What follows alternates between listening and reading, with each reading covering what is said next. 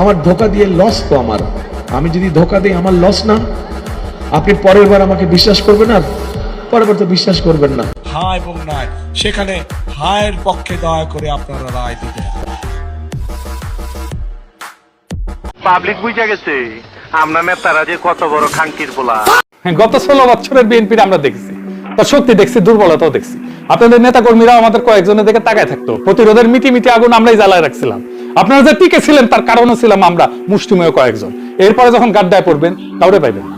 এখন যারা চারিদিক থেকে ঝেপে পড়ে আপনাদের উপরে, তারাই এই 16 বছরে কোথাও ছিল না। থাকলে বালুর ট্রাক দিয়ে খালেদা যে আটকায় রাখতে পারতো না, আর নয়া পল্টনে কেসি গেটের ভিতরে আটকায় থাকতে হইতো না আপনাদের।